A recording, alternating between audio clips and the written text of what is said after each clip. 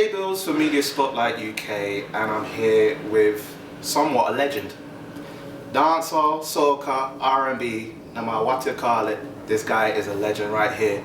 I've got with me the legend himself, Kevin Lyttle. How you doing, my brother? Yeah, man, Respect to you, brother. Yeah, it's good to see you, man. Yes, I. Yeah, good to see you back in the UK, man. Yeah, well, yo, thank you. I appreciate that. You know, the UK has been just, yo, so much love I've been getting. It's just ridiculous, you know. Yeah. And I appreciate it so much. You know, as usual, shout out my fans in the UK, my #1 market for streaming. I gotta buy a crib here, and just so y'all could see me more often. Yeah, as you can see, we're in a very luxurious hotel, so to say. Do you know what I mean? Like, you living nice, so it looks like that Turn Me On money has got you to even good places still. You know what I mean? You're still doing it now. It better, right? It better. We were just talking off camera about there was like a Burger King scenario, like. Oh, we were talking about eating and all this kind of stuff, you know, because, you know, I mean, having troubles with your digestive system is one of the biggest problems in the world today, and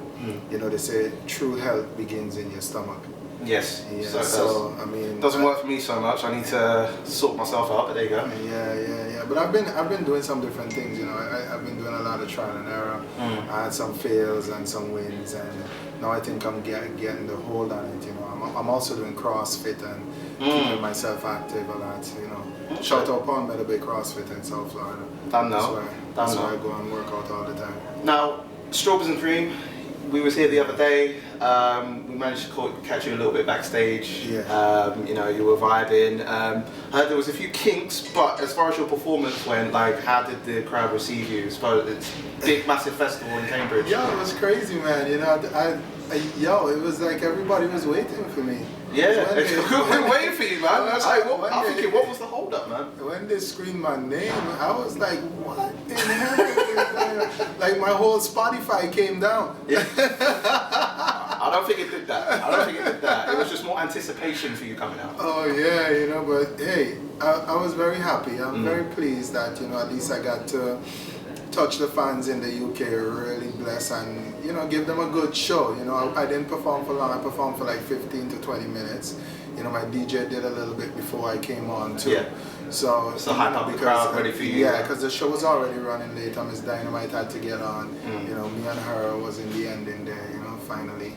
And hey, I was just so how should I say, nervous at first. Really? Yeah. Do you still get nervous before you perform on stage? Of course. I think nerves is essential, man. It helps you not to take things for granted. That's true. It's important to get nervous, you know, because a lot of the times... It shows you care. Yeah, we don't get nervous and we end up jumping overconfidently into things. You know what I'm saying? So, you know, I always work with nerves and always keep myself on my toes at all times to expect the unexpected. You know, but when I got on the stage and the people started singing and started dancing to my music, no matter what song I sang. You know, but you know, not even that. I hit them with the high note in the beginning. Oh yeah, and the place went and they were just erupted. Yeah, then they know it's Kevin Lyttle coming. Yeah. Right? It's such an awesome thing for an artist like myself who's been around for a very long time in the music industry. Yeah. Who has not as much hits as a lot of major international artists out there, the new ones, the old ones. And I'm still here. Yeah. You know? You've lasted this long and still continue. Yeah, and still have this type of following worldwide. You know, I'm very thankful, very grateful for all the love throughout the years that the fans have been bestowing on me. And, you know, the one track that they know internationally is Turn Me On. And shout out the fans that know all my rest music too. Yes, because we're going to go into that a little bit, yeah. Yeah, because, you know, it's not just that I have just Turn Me On. I'm a soca artist, so... Oh yeah, you have loads of bangers. Yeah, the blunt of my hits is more in the Caribbean. Of course. Yeah, so... And I have an album that did pretty well in Japan. I have a single called Fire. Japan, yeah, I did an album in Japan called Fire, and Fire was the hit single from that album. That was the name of the track. You know, so, you know, I've been doing things in different places around the world too with my music. So, you know, I've managed to keep myself very, very current. Yes. And I've had some luck you know, with a lot of great remixes too, you know. No, there's been a bunch of remixes. Like Yeah. one particular person I was going to go into was Billz. Oh yeah. Because you had quite a few remixes with him. Last drop, that was another amazing track, as well as Turn Me On. Yeah. Was it continuing the momentum that you had from Turn Me On and wanting to work with another track with Billz? Yeah, you know, the thing is that record was more of a hit internationally, and in my island, St. Vincent and the Grenadines. It actually was a big hit in the Caribbean too, because it was #1 in Jamaica. At the time that it came out, when Spragga jumped on it, and then in Europe it was like the second track after Turn Me On, and everybody was going crazy for it over here too. So I mean, I've had a lot of great songs that have done well for me, and it's kept my show strong, because a lot of people think when I come to perform, oh, he's only got one song, but then when they realize, no, but you got a good back catalogue as well. They're like, wait, he actually sang that song and that song and that song. Because You know what I mean? even more collaborations that I meant that I was researching, that you did one with Trey Songz. Yeah. You did one with Maya a couple of years ago. Yeah. Like with those guys in particular, because obviously you've got an R&B sound, but you bring it into like the soca dancehall. It's a kind of zouk. It's a kind of zouk flavor, because Turn Me On is a mixture of soca, zouk, dancehall, and R&B. That's where that zouk is that. Dun, dun, dun, dun. Hey. That's that zouk, you know what I mean? When you hear Turn Me On, you're hearing that tun, tun, tun, so it's got you bouncing. This guy's got me wanting to dance now, man. Yeah, man, it's that zouk, it's that zouk flavor that I put in the music that actually creates that kind of nostalgia, and it helps to kind of give the R&B a connection to the Caribbean song. So then it becomes more pop, because soca in itself is very pop, it's very dance music. You know, it's like that crossover, that European sound. Because we used to mix soca with dance music in the Caribbean all the time, when we had the cassettes and the mixtapes and stuff like that. When the man was actually for those millennials that don't know what it is, it's literally like a square that has tape in it, and you put it into a cassette, and then you can play it and forward it back and stuff like that. It too. So when they would record on it from the DJ song system, and they would mix the dance songs with a soca song, you know, and that they kind of blended with each other from a very long time ago. So I kind of figured a way to work those formulas into each other in Turn Me On and in my other songs, that has made my music still have a certain type of appeal now consistently. What made you want to come up with Close to You, and what's the difference in mentality-wise between the 2003 Kevin Lyttle to now the 2019 Kevin Lyttle? Well, the difference in mentality right now is just the experience that I've gained. I've gained a lot of experience. I've had a lot of ups, I've had a lot of downs. I've come to the point where I realize the things that are important in life, and I've discovered to an extent more so who Kevin Lyttle is. Because when you become successful the way that I did, this big massive track, like not instantly, but in a kind of crazy way, to come from a small island and have this record that just catapults you into international stardom, into the mainstream, big time. Yeah. You don't get a chance to come into yourself the way that you need to in most cases. So I would say that the difference between then and now is that I've learned myself. I understand where I want to be, who I want to be, what Kevin Lyttle is meant to do. Going back to Close to You, you asked me basically, like, yo, the idea behind that track, what made that track, what made me do that track. Static is the one that created the track. Static was the one who wrote the song and demoed it. He actually sang all the vocals. Because the only thing you added was the second verse, right? Like everything was set in stone, but the second verse was what you added to it, and that was it, right? I heard the song and I was like, yo, this is definitely me. So I just jumped on the charts. Hey, listen, don't change nothing. Just bring it there. You know, I like to give Jack his jacket and big up all the talented people. You know, Static is a very talented producer, and he's well sought after right now. You know, so if you're lucky to work with him, you know, that's legendary status starting there already. Yeah. I wanted to ask actually, I've done some research. Now, I'm not sure if I'm right in saying this, but is there a potential 112 collaboration in the works? 112, you know that me and 112 are really cool. You know, me and them guys are really cool. You know, me and Mike, we always link up on Instagram. You know, we be liking each other's posts and stuff like that. And we have discussed it. You know, I have just not initiated anything yet, and they have not initiated anything yet. We've just been, you know, pulled in different directions because, you know, 112 is a big group and they're always very busy, you know, working on stuff. They're always performing somewhere, and so am I. So, you know, it takes some luck sometimes to get to sit down and actually work with each other the way that we would like to. Yeah. And it's all been organic as well. Going back to Turn Me On for just a second, there was like a remix to it. There was Chris Brown that did an adaptation of a track with questions. Yeah. Was it something that Chris Brown had approached you about? Did you ever link up at any point, and what was the process like? Well, you know, Chris basically had hinted the track over Twitter a few times, and like a year before, you know, doing his graffiti stuff. Okay, yeah. So, you know, I thought something was coming, but then he sent over the request to my team, and we approved it. And because it wasn't like, you know, it wasn't a direct copy, it was more like the adaptation of it. Yeah, but you know, he gave me all my publishing as writer of the song because he did use a lot of the music. He used the chorus and everything of Turn Me On. So it is what it is, you know.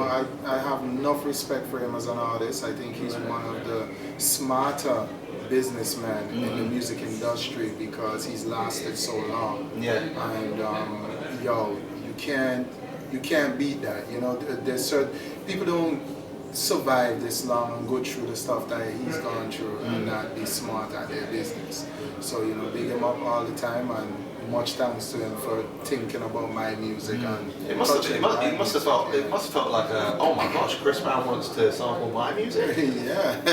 I mean, yo, the truth is I was very excited about it because for me to have the younger generation still listening and playing my music and looking back at my stuff as legendary like that is a blessing beyond blessings, because artists in the world don't always get that, you know?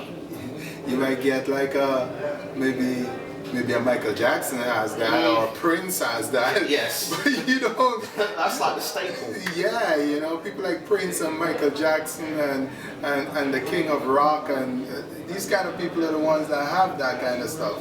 So to be in that kind of category where top ranking stars are taking your music and using it as a reference or a guide to do the new stuff today, it means I was doing the new stuff a long time ago. and it's people still come back to going. that now. Yeah, they have to, it's a point of reference, you know. If you listen to what they're doing on pop radio in America now, you know, all that Sharon, Justin Bieber, you're hearing that Turn Me On formula in all of the beats now. You know, you're hearing the melodies. Yeah, it's kind of like the similar flavors of our current generation. Yeah. Mad things. We talked about like Maya and Trey Songz. Just wanted to go briefly, like, how did you get to work with these guys? Because they're also like, you know, R&B like legends and status like yourself. Yeah, well, that's why, you know, I mean, we have mutual respect for each other, and you know, what can I say? Maya is one of the nicest artists I've ever met. I've not met an artist that is as likable as her, and not to insult anybody that I've met. She just has that kind of personality where you just could talk to her, you could hang with her. There's no type of feeling like maybe she might say yes, she might say no, it might be a bit awkward. you know, who bigger than who thing. Yeah. No egos. No egos, nothing like that. You know, like she's that. just very humble, and she can handle herself. You know, big up Maya, man. When Maya do interviews, you know, I love Maya. Maya is so cool. I said this to another interviewer. You know, she is so cool. Like Maya will walk circles around the interviewer when they're trying to throw shade at her, try to, you know, she's really good at that. Me and Trey go way back. Trey Songz was on my first album. He was actually a writer, an artist, an R&B singer, songwriter that was being developed by Atlantic Records at the time. Shout out his partner in crime, Troy Taylor, who is also a very, very well respected songwriter in America. He's written a lot of hits, including Sweet Lady for Tyrese. You know, he was the one that was doing most of the development work with Trey, and I got to work with the both of them. Atlantic sent them down to help write on my album, and I did there was this song that Trey presented to me called "Your Kiss." I was like, yo, I like that song. You know, and they were like, sounds like your flavor. Yeah. They were all like, you kiss. They were all like, yo, I see how you are when you like something. You know, so they knew I liked it. Because I was like, yo, I'm gonna sing that right now. I went in there and I started messing with it. Yeah. And you know, I left Trey Songz on it also. He's on there as a feature on that record. He did most of the back vocals on that record too, because he had demoed the whole record already. Kind of like the same thing with Static. Yes. You know, so he's always been a talented kid, and I'm super happy for him because he was there being developed for years. Trey Songz was there at Atlantic being developed as a young kid since like in his teens somewhere there, working, trying to get his break. So he didn't just be a fly by night. Yeah. It took him years to develop. I mean, he even had like the cornrows, and then you know, and then took all the hair off, and then that became his branding. Yeah, so you know, I'm super happy for that kid, man. Yeah. Well, for you, like you got a lot going on. You're going to a festival in Florida in a couple of days, right? Oh yeah. I'm doing. Was it Caribbean Village Festival? Yeah, well, I'm part owner of that festival. I'm one of the investors in that festival. I might not be there because I have the BET Awards. Yeah, I have to be on the red carpet for that next weekend, so I'm most likely. Yeah, see, he hasn't lost his touch. He's already red carpet ready. Yeah, so you know, I'm doing a few different things pertaining to press for myself, and you know, keeping myself in the media as much as possible, and pushing my new single also. So what else have we got coming up then? So are we looking into albums, EPs, like concert shows? What is the move for 2019 going forward? I haven't done a new album yet. I've done like 5 albums already worldwide. I'm thinking about doing my 6th right now because I have a record that I've been performing that's on YouTube, but it's never been fully released on the platforms. It's called Turn Up. I performed it the other night. Okay, yeah. So that was a Strawberries, yeah, and it went down well. It always goes down well. I did a kind of chanting and singing kind of thing, something similar to like a cartel. People were like, yo, Kevin Lyttle doing a cartel thing. You know what I'm saying? And I mess. Because there's a little bit of rudeness in the song. Shout out Vibes Cartel. Yo. Love vibes, man. Yeah, so, I mean, I'm planning to most likely put all that stuff on an album, including Close to You, and package and send it out soon. Okay. Yeah. So a lot coming. Yeah, man. A lot coming. Man, always. And one final question is more of advice to me. Yeah. Now, obviously, you know, Turn Me On has been all over. You had a lot of banging, like, soca tracks and all that sort of stuff. For me, when I go to a carnival, I'm trying to find the wines all day long. The problem is, for me, is I'm not as good at trying to pursue to get the wine. So, if you were to give me advice of how to secure the wine at a carnival, what would the advice be from the legend? You're the second person that asked me that since I've been here. What is this? I suck at this. Y'all plan to ask Kevin Lyttle about winding up. No, but I suck at this. Like literally, listen, my dad's from the Caribbean, but as far as my flavour, I suck. Like, you know, what can you advise me to do? Just make sure I got this long. I think I think what I used to do, I used to go up to the girl from the side and look at her, make sure she sees me. Yeah. And if she gives me a smile or she looks at me, what should I say, approvingly. Yes. Then I might bump a little hip to she and okay. So you got to come from the side. Yeah, you know, if she interested, because you don't want disrespect. You don't want to just go wine on the woman body like say. Okay. Like if you're she jeans, you're not she jeans, you have to show respect to the woman. Okay. So, yeah. So you got to come like nicely to the side and not be too forceful straight. Forceful, you know. Right. And then you have the ones who don't care, you know. They go tea for wine. You could go tea for wine. You might get what they call the thing now. Okay. Well, no, they have this thing them saying now, not shade, like. I forgot what it is. It's a new talk they have in soca now. When the woman pull it from you and just lay straight on you. Yeah. All right. Okay, cool. I'm gonna remember that. Lay to the side. Just kind of be nice with it. Get the smile first and then do it. Yes. Okay. Yes. I've learned today. Like I hope it works. And if it does work, I'll come straight to you and say thank you. Yeah, man. You have to make sure that you and the girl have some kind of connection. It doesn't make no sense if there's no connection. Yeah. And you get both. You know, you don't want to get both. Yeah, I definitely don't want to get both. Yeah. But Kevin, it's been an honor. Yeah, man, it's been an absolute pleasure to meet you. Yeah. We can tell our audience where they can catch you on all socials, what the latest projects are, what's happening. Tell them all right here, Budgie. Alright, well, yo, you know, this is your boy Kevin Lyttle saying, check me out anywhere music is sold. Find me on any social media platform. You just gotta spell my name right. It's Kevin Lyttle with a Y. So it's Lyttle Lyttle, not Li. Okay? Okay. Yeah, man. Alright, straight. This is J Billz from Media Spotlight UK with the legendary Kevin Lyttle. Out here, and we out here. Peace.